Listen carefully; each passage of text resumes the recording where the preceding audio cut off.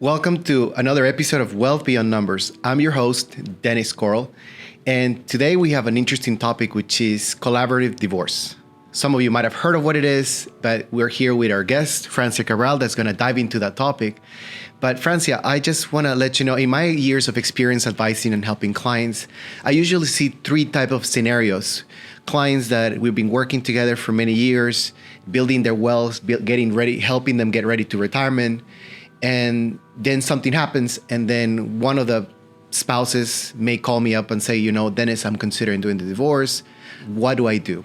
And where do I reach? So that's at that point is when we connect them to a legal professional like you to help them understand the process. And there's different ways, as I understand, of how you can go through this transition. Another scenario is when somebody maybe already have now gone through the transition of retirement. They now have their assets organized. They're living off their savings. They're living off their pension. They're living off the Social Security and the investment income portfolio. But now that their kids are older and there's no real obligations, that is just themselves, they decided that they just want to change their lives. And the financial aspect of it, it's important because especially if you're getting a pension or benefits from government or from your past employer, that can affect divorce. And the last that I sometimes see often is someone that already either, I see also more than one, but primarily the third is somebody that just finalized their divorce and they receive a lump sum or a settlement. And now they're not planning to go back to work until they realize what they want to do with their money and their life, but they have limited resources. And they want to make the best of those resources and how to help them best. And we help all those clients in all those different areas.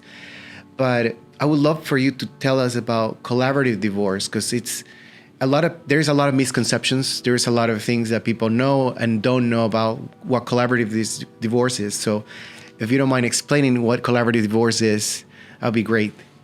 So collaborative divorce is a method, right, that keeps cases out of litigation. And I believe in it wholeheartedly, 150%. And I wish more people would, be open to it and try it and go through with that process. Because for one, it's a confidential process, right? So I especially love it for business owners, for people who don't want all of their business in the public record, all right? It's a method by which you keep everything very private. Two, it allows you and your spouse to make all of the decisions. You're not putting the decisions in the hands of a judge who has the best intentions but doesn't know you, doesn't have maybe the same principles that you do, maybe doesn't see things the same way that you do. And three, it's a much healthier way to move on, to close this chapter of your life and, start your next one. And it's a team approach. You have an attorney, your spouse has an attorney. There's a facilitator, which is usually a mental health professional, and then there's a neutral financial expert that looks at the numbers from a general standpoint, not from my side or from his side. And basically, you make a commitment. Everybody signs a participation agreement, including the attorneys, saying we are in this. We're committed to make this process work. We're going to sit down as a team to make this, figure this all out. And if it doesn't, then we each have to go find.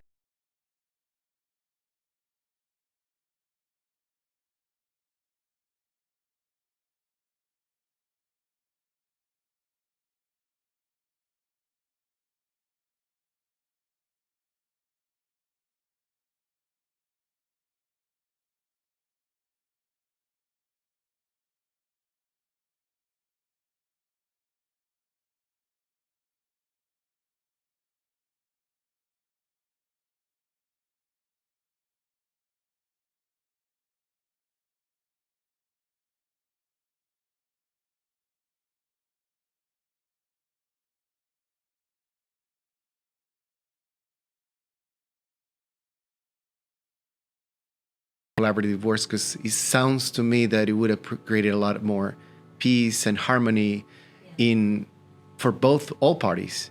And although I now have a wonderful relationship with my son's mom, and she's a great mom, it created a lot of legal expenses, a lot of headaches for both of us. And also, there was a lot of friction that took years for us to get back into. And what I got from that experience now helps clients, because now I can coach them better because I've gone through that experience myself. And the financial aspect is a big one. So when you do this process, do you give your clients the option to do this collaborative divorce? Do you explain this to them, or how do you work? How do you get there with your clients? So basically, I explain to them what collaborative divorce is. I give them the options, right? Because there's the traditional approach, which is we file the case in court, we serve your soon-to-be ex, and we move on through the court process. Then there's the collaborative, which I would say is, on the other end of the spectrum. And then, you can do somewhere in between, which is more of a cooperative approach, maybe mediation. Although all cases in Miami-Dade County are required to go through mediation before you can get in front of a judge for trial. And most cases do resolve at mediation. It's just kind of a quicker, more streamlined way to get there. So that also saves you time. That's what I'm understanding.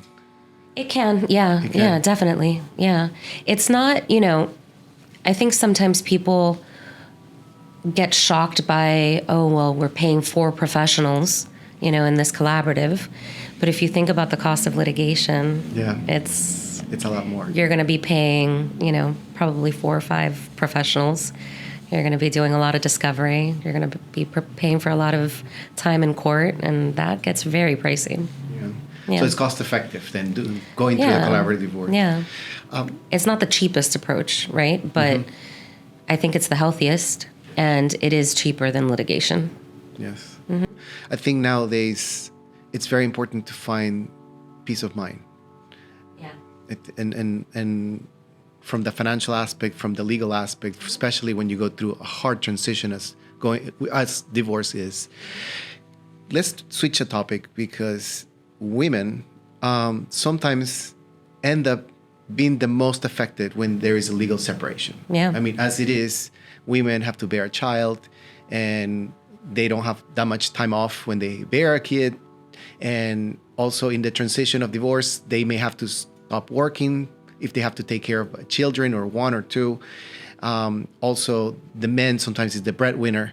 But over the years, also things have changed, because now women statistically now are getting more MBA programs. They are getting ahead in their more careers. Legal degrees. They're getting more legal degrees.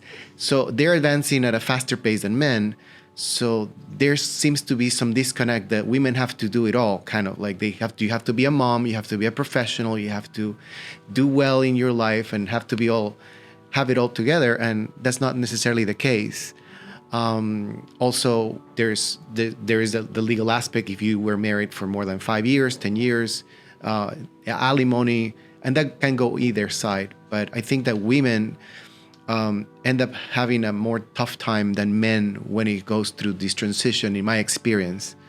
Can you talk about more of like your experiences working with women in these transitions?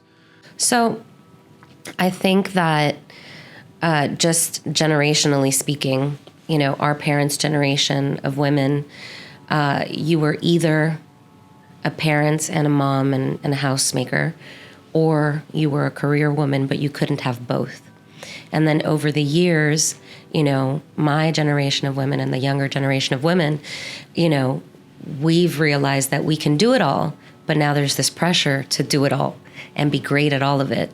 And I think that just there is a lot of pressure on women in that aspect, because we have to be great mothers. We have to be businesswomen. We have to be, educated. We have to make good money. We have to be beautiful and put together. And, we have to juggle all of these things. And so that does translate into divorce, most definitely.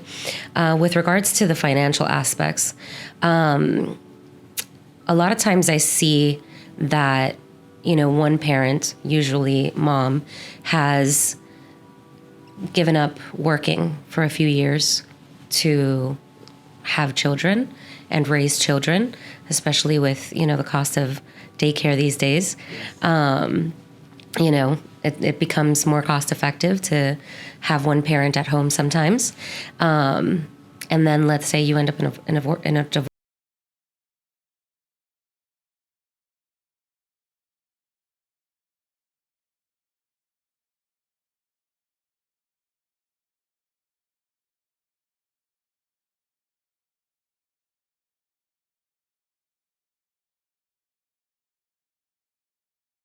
Realize that maybe you guys were doing just fine when you had one income household, but now that it's a two household family, one income is not enough.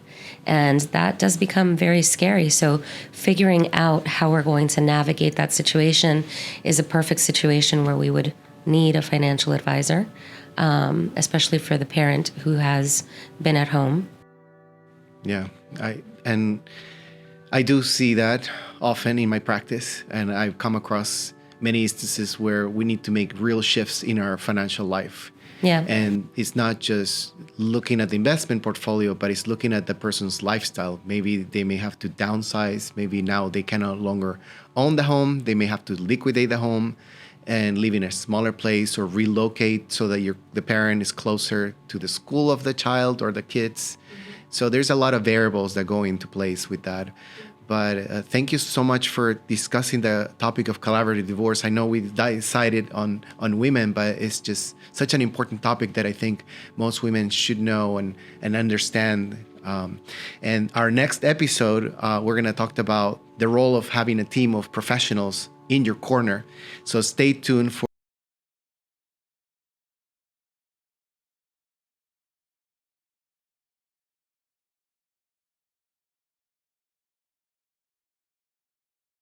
I'd like to say at Corewell Management, retirement and financial confidence starts here. Thank you.